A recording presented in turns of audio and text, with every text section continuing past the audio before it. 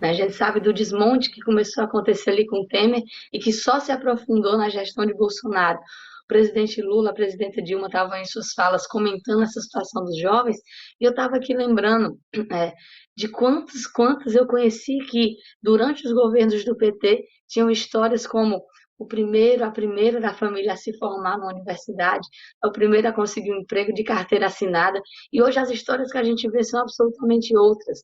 A gente vê, por exemplo, hoje nossa juventude tendo que se submeter a condições de trabalho que reivindicam pautas da época da Revolução Industrial, como é o caso dos companheiros que estão ali na ponta do trabalho de entrega de aplicativo, reivindicando coisas como ter uma remuneração mínima para um tempo de horas trabalhadas, como ter tempo de ir ao banheiro. Então, isso é muito grave, né? São condições muito precárias e que sequer dão um sustento material suficiente para que essa pessoa tenha alimentação, para que essa pessoa tenha acesso à educação, para que tenha acesso ao transporte. E o que a gente precisa fazer é realmente mudar os rumos do país.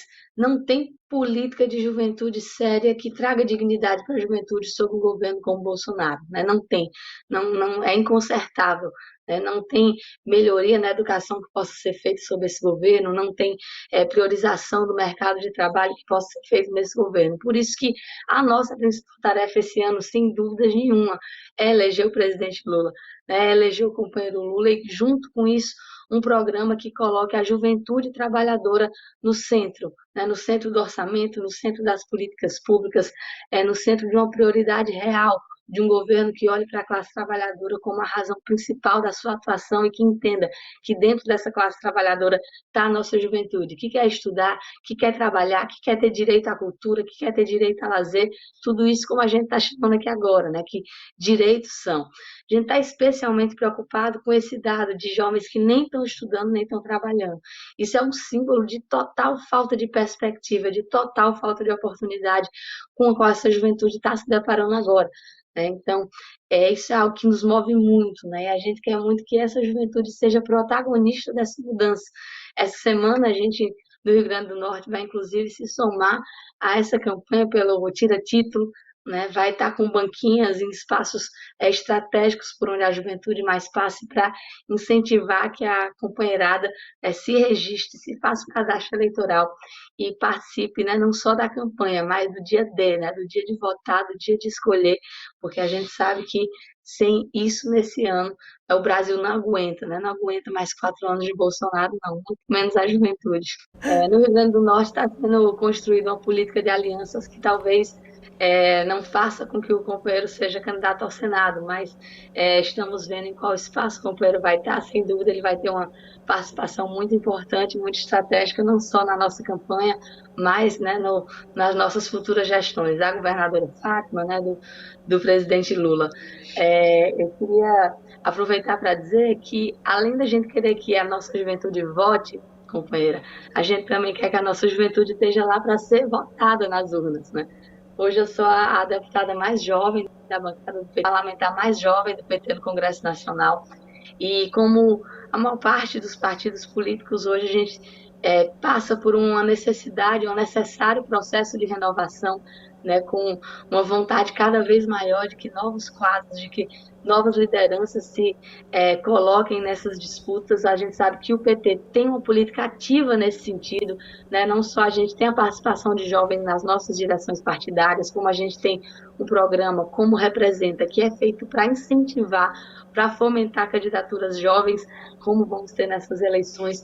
E aí a gente quer muito que a companheirada que esteja assistindo, que seja filiada ao PT, venha também se juntar a nós nessa tarefa, né, de representar a juventude do nosso Estado, de concorrer a um mandato eleito, de se colocar aí para deputado estadual, para deputado federal, e a gente, além de votar, poder também participar desses processos com agentes políticos que podem ser votados e que podem levar a voz a esses espaços parlamentares. Quero muito mais companhia na nossa bancada e conto com vocês. Então, por óbvio que ao virar governadora, essa sempre foi uma das pautas prioritárias dela. No nosso estado, por exemplo, a gente tem uma presença muito grande dos IEPs, né, dos institutos federais, e isso em muito se deu à parceria que ela, quando parlamentar, teve com os governos do PT. e a ponto de fazer com que agora tenha sido recentemente anunciada a criação dos IERNs, né, que são os Institutos Estaduais, né, de Educação lá no Rio Grande do Norte, que a gente sabe que hoje, com o desmonte da política dos IF, os nossos próprios IFRN estão sofrendo muito com o desmonte, a gente vai ter essa política também em âmbito estadual. A gente tem buscado fortalecer essa política através das emendas parlamentares, que, para quem não sabe, são recursos que nós parlamentares temos direito a destinar, e não só fortalecendo essa rede pública estadual, mas também entendendo que nesse momento de desmonte da educação pública federal, principalmente do desmonte da assistência estudantil, o nosso papel tem sido de tentar reduzir esses danos, reduzir esses impactos tão negativos para a nossa juventude, e por isso, olha, uma parte enorme das nossas emendas está sendo justamente para dar esse amparo, né, para trazer esse fortalecimento da assistência estudantil na Universidade Federal do Rio Grande do Norte, na Universidade Federal Rural do Semiárido, nos institutos federais do Rio Grande do Norte, e a razão não é outra, é porque a política de cortes na assistência estudantil está fazendo com que essa juventude deixe a universidade, deixe a vaga ali que conseguiu com tanto esforço no Instituto Federal. Tem gente que chama isso de evasão.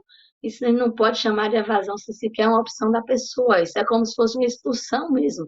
Se a pessoa não tem condições de estar ali, ela está sendo expulsa daquele local. Então, por mais que a gente saiba que esse era um recurso que era para estar previsto no orçamento, não era para depender de emenda parlamentar, a gente sabe também que no governo Bolsonaro essa política de desmonte é seríssima e que sim, a gente tem buscado trazer esse amparo para que essa juventude não fique ao léu. Né? Nós tivemos, por exemplo, uma participação importante na concessão do auxílio digital para os jovens do Instituto Federal do Rio Grande do Norte, né? Que era aquele recurso para a compra do computador, da contratação de serviço de Wi-Fi, coisas tão elementares para esses jovens estudarem na pandemia que não foram garantidas pelo governo Bolsonaro. Então, esse tem sido o nosso foco, de fortalecer aí a política de assistência estudantil, que hoje essa ausência está sendo muito, muito prejudicial para a nossa juventude. Eu, quando me filiei ao Partido dos Trabalhadores, nunca imaginava ser candidata, mas me filiei para militar, para construir esse partido, que é o maior instrumento de luta que a nossa classe trabalhadora brasileira tem. Mas eu fui sendo muito provocada por essa questão, né? Essa ausência de mulheres jovens nos espaços institucionais, nos parlamentos. A gente vê que até hoje, mesmo com as políticas que têm sido adotadas, que ainda realmente são muito insuficientes para o que a gente precisa, até hoje a gente vê uma participação que é muito inferior ao que a gente representa na sociedade. Né? Isso tem causas muito estruturais, né? Da nossa sociedade patriarcal, da nossa sociedade machista, que tão pouco, né, permite que as mulheres tenham essa participação nos espaços públicos, e que é algo que a gente ainda precisa romper. E foi muito observando isso que eu me senti provocada, que eu me senti instigada, inclusive por outras companheiras, a virar candidata. Eu fui candidata pela primeira vez em 2016, a vereadora. Eu fui vereadora em Natal, que é a capital do meu estado, por 2 anos, e aí, em 2018, fui eleita deputada federal. Estou hoje nesse 4º ano do primeiro mandato de deputada. Mas eu acho que esse é um tema que provoca muito a gente, porque a nossa ausência ela tem impacto, né? Quando a gente não está nos espaços, a nossa voz não está lá. E isso também se reflete em relação a essa pauta da juventude, que a gente tem batido tanto, feito tanta questão de fazer essa campanha do registro eleitoral, por mais que a gente esteja na democracia representativa, a gente também sabe que para essa representação equivaler ao que a gente tem na sociedade, a gente tem grupos todos que sofrem estejam lá. E ele está falando que mulher para representar, disso que se trata. A gente quer que estejam lá mulheres que defendam as pautas das mulheres, jovens que defendam as pautas dos jovens. Isso significa defender as pautas da classe trabalhadora, porque a classe trabalhadora brasileira é isso, né? Ela é diversa, a maioria dela é feminina, uma parte enorme dela é jovem. A gente quer que essas pautas da classe trabalhadora estejam lá sendo debatidas também com esses olhares, né? Então, é um tema muito especial para a gente, né, que o PT também tem uma atuação ativa, sempre foi vanguarda, ao garantir, inclusive, a participação das mulheres nas suas direções, ao ter protagonizado todas as lutas por medidas, por mecanismos que fomentem a participação das mulheres na política, nas eleições, e é inclusive uma pauta que a gente segue lutando cotidianamente, né, com medidas como que a gente busca, como da própria reserva de vagas, né, um percentual que tenha garantido, que hoje não tem, a gente tem reserva nas candidaturas, mas isso não se reflete nos mandatos conquistados, é uma luta que a gente segue tendo lá.